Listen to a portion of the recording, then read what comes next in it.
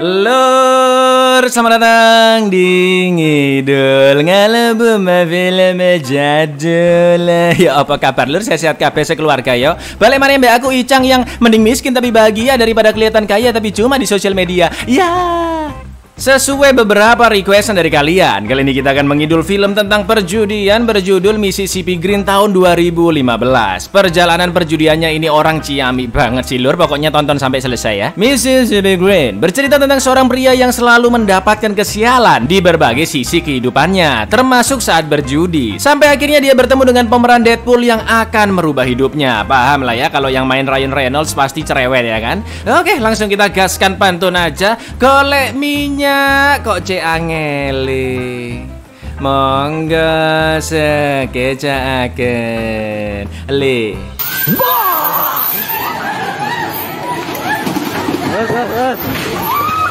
Okay, because I'll play You'll Be My Lucky Charm. Help me find clothes.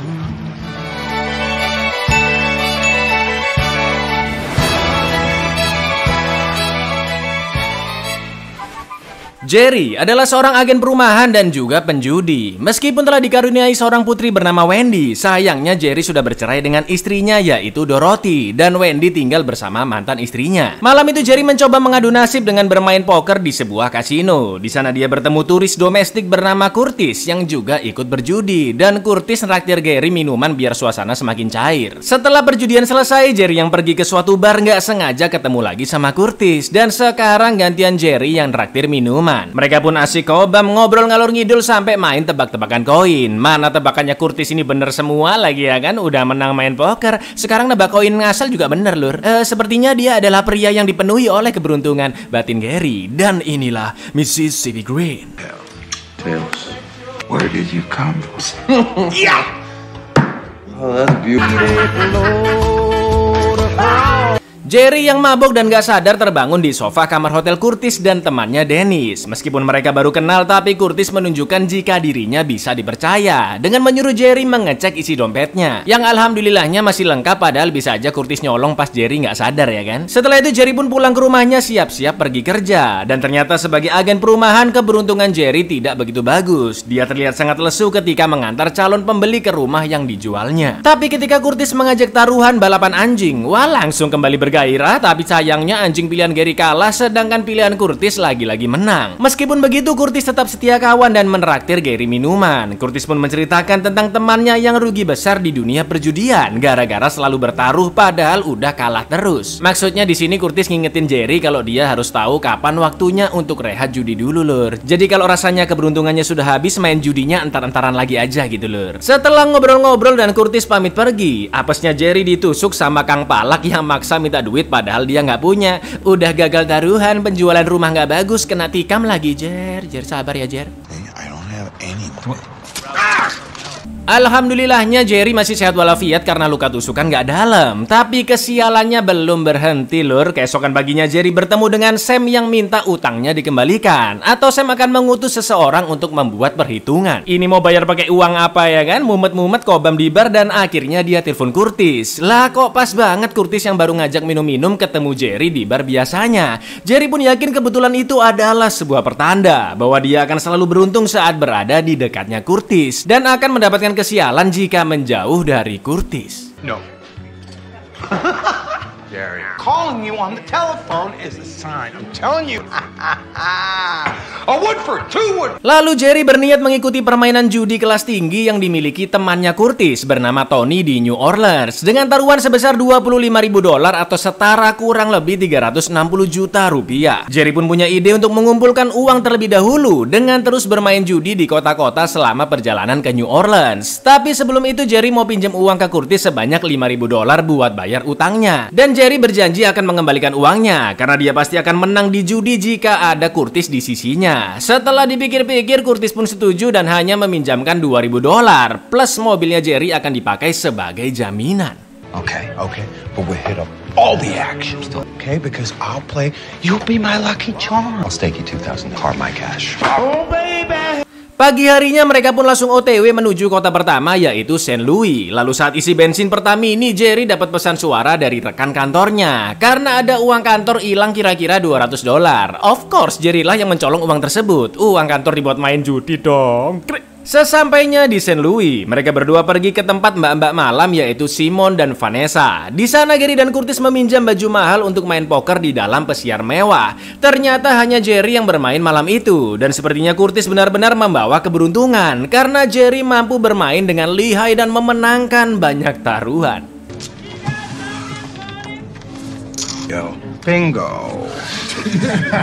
Setelah bersantai-santai di bar, Jerry, Curtis, Simon, dan juga Vanessa menghabiskan waktu di rumahnya Simon. Simon pun mengingatkan Curtis agar sedikit berhati-hati kepada Jerry, karena dulu Curtis sempat kena tipu teman judi kepercayaannya. Tapi Curtis yakin Jerry adalah orang yang baik-baik. Sedangkan Vanessa yang ngobrol sangat hangat dengan Jerry, mulai baper dan terlihat sangat ingin aselole dengannya. Tapi Jerry tidak ada sedikit pun keinginan kufur nikmat, karena dia teringat dengan putri semata wayangnya. Gini loh namanya, laki itu kayak gini.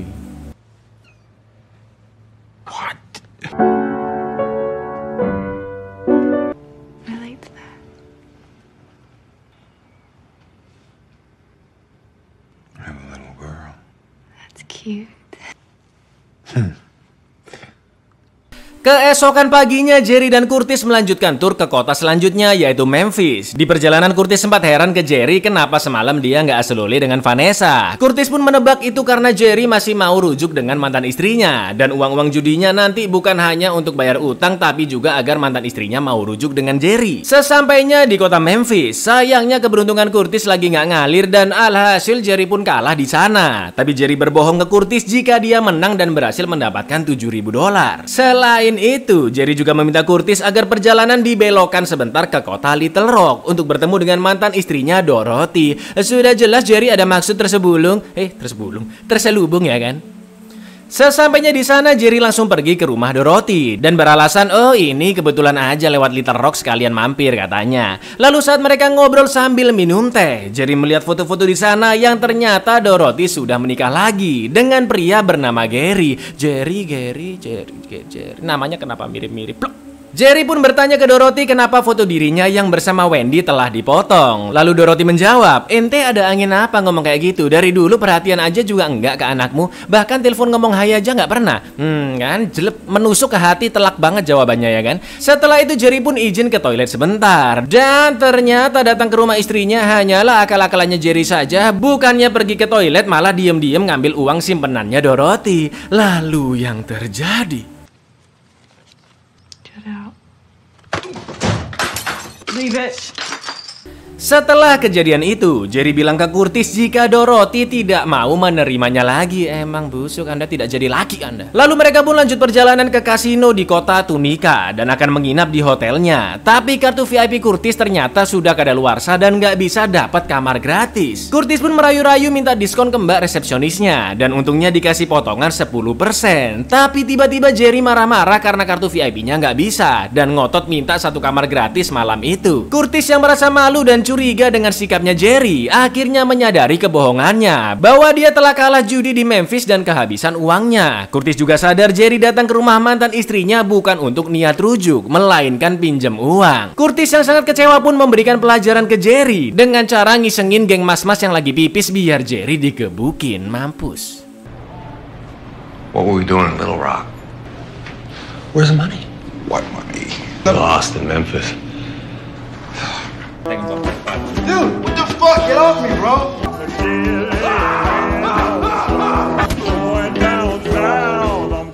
Meskipun begitu, Curtis masih berbelas kasih dan melanjutkan perjalanan dengan Jerry. Tapi karena uangnya kurang, mereka pun langsung OTW ke New Orleans dan nginep dulu di hotel murah. Malam itu Jerry pun akhirnya jujur jika dia berusaha nyolong uang ketika di rumahnya Dorothy. Dan aksinya itu juga pernah dilakukan sebelumnya. Jerry mengatakan jika dia memang bukan orang yang baik, tapi dia masih membutuhkan Curtis untuk memenangkan perjudian di New Orleans nanti. Intinya Jerry ingin meyakinkan Curtis jika dia tidak ada niatan sama sekali untuk menipunya.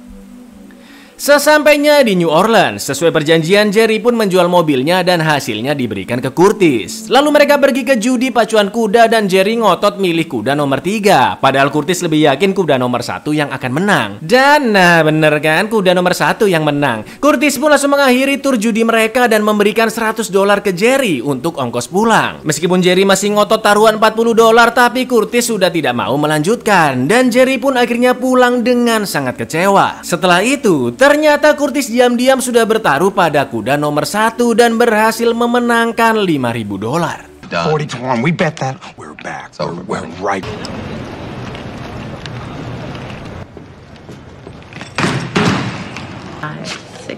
20.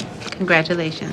Bukannya pulang, Jerry yang sudah gila judi masih menyelesaikan turnya dan mencari alamat Tony. Setelah telepon sana-sini, akhirnya Jerry pun dapat alamatnya dan gercep mendatangi rumah Tony. Setelah bertemu, Jerry pun mengaku-ngaku temannya Curtis dan minta masuk ke rumahnya untuk ikut main poker. Tapi karena ternyata Curtis punya masalah dengan Tony dan Jerry maksa masuk ke dalam rumah, nggak pakai babi bu, langsung disikat endasnya Jerry.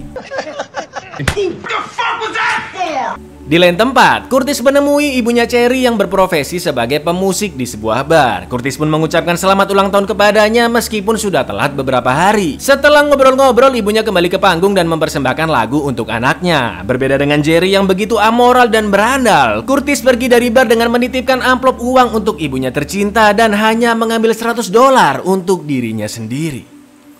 Di saat yang sama, dengan uang $100 dan sisa-sisa keberuntungannya, Jerry masih berusaha mengadu nasib dengan bermain judi di kasino dekat sana. Dia hanya terdiam dan pasrah dengan segala kemungkinan yang terjadi. Dan tiba-tiba, Sure you want to put that on 00?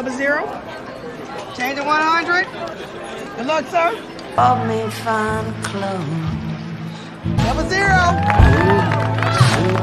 malam itu Jerry terus mengumpulkan pundi-pundi uangnya dan akhirnya pindah ke kasino yang lebih mewah untuk bermain blackjack. Lalu takdir pun kembali mempertemukan mereka berdua. Tiba-tiba Curtis datang ke kasino yang sama dan main di mejanya Jerry. Curtis yang bertaruh dengan uang $100 terakhirnya pun kalah. Tapi Jerry langsung melemparkan satu keping chip agar dia bisa lanjut main lagi. Ajaibnya, dengan bermain bersama mereka terus-menerus mendapatkan keuntungan yang berlipat-lipat. Bus.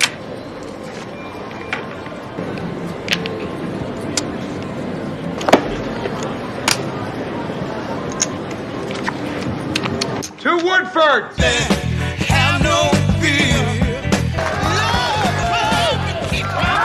Perjudian malam itu sangat-sangat lancar sampai akhirnya uang mereka membludak hingga $285.000.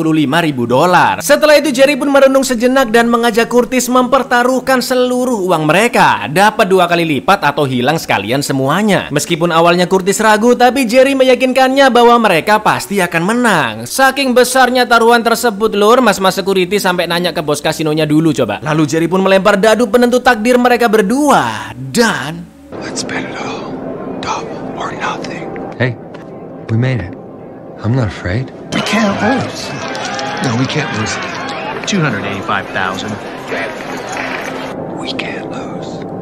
We can't lose. Jackpot $570.000 lur atau setara 8 miliaran. Wah, selebrasi makan-makan mewah ya kan? Tapi di titik ini Jerry teringat dengan perkataan Curtis dan mantan istrinya, yaitu ini semua bukan tentang uang. Alhasil Jerry tidak menikmati makan mewah tersebut dan malah mesen cheeseburger. Curtis berniat memakai uangnya untuk beli mobil mewah kesukaannya. Tapi ketika Jerry ditanya, dia hanya ingin melakukan suatu hal yang baik untuk putri sematawayangnya Wendy dengan uang tersebut. Nah gitu dong Jer. 3, lay it on me. Boom! What do you want? Do something nice. Well, there you have it. Tomorrow's a new day. Mereka berdua pun bermalam di hotel mewah bintang 7. Meskipun Curtis cintanya dengan Simon, tapi dengan berengkesnya dia malah tidur dengan mbak-mbak lain. Lalu keesokan paginya, Curtis yang sadar Jerry sudah pergi dari sana, membuka berangkasnya dan terlihat uang yang sudah diambil setengah oleh Jerry, beserta surat perpisahannya yang bertuliskan Machu Picchu, yang artinya Jerry sudah tobat dengan semua perjudiannya dan akan memulai hidup yang baru. Jerry juga sudah membayar biaya hotel dan membeli mobilnya kembali, lalu menaruh foto Wendy di dekatnya. Kali ini Jerry akan memperbaiki kesalahannya dengan lebih memperhatikan anak perempuannya.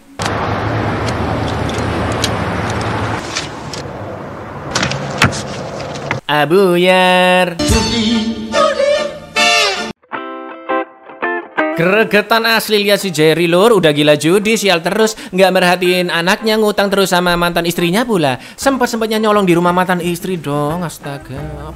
Tapi justru perjalanan inilah yang membuat pengalaman berarti di hidupnya. Dia akhirnya tahu uang tidak akan membuat bahagia. Tapi kalau nggak ada uang sama sekali ya lebih nggak bahagia ya. Ya wes segitu dulu lor, aku Icang undur diri, matur nuwun dan seno untuk menjadi seorang penjudi yang sangat gila. Baca yes untuk subscribe di bawah ini. Assalamualaikum lur. Judi.